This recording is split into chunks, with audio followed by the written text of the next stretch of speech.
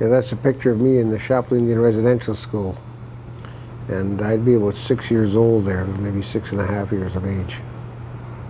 Michael Kakaji and his 5 brothers and sisters were part of a national experiment in Canada, one designed to strip them and tens of thousands of other Native children of their culture, religion, and sense of community. Physical and sexual abuse were part and parcel of the children's daily lives. Kakaji says the woman who supervised his class when he was just 4 years old was evil. She's another one that would fondle you sexually, your sexual organs and all that.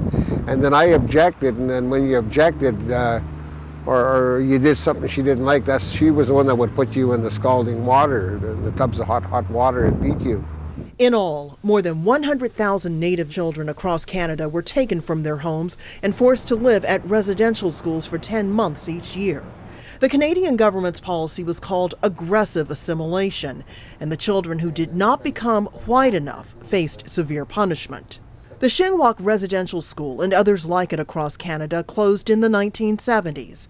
Shingwauk is now home to a local university with a great reputation, but another Shingwauk student says it destroyed her sense of identity and that of many other Native Canadians.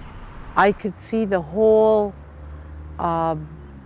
spectrum of leaders of First Nations still heavy into alcohol, still going to meetings and conferences and not accomplishing anything.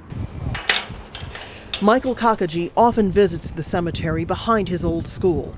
The teachers buried here were given tombstones, but the more than 90 Native students who died at the school lie in unmarked graves. Kakaji says as a teenager, one of his responsibilities was digging holes and burying his classmates. He says the Prime Minister's apology cannot provide comfort for the children who passed away hundreds of kilometers from their families. I don't even want to hear it.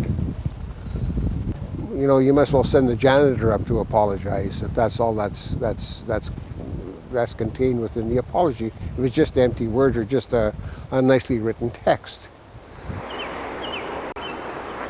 Still, Kakaji will go to Ottawa to hear the government's apology, what he calls the first step in a healing process for a people that might take many generations to complete. Rosalind Jordan, Al Jazeera.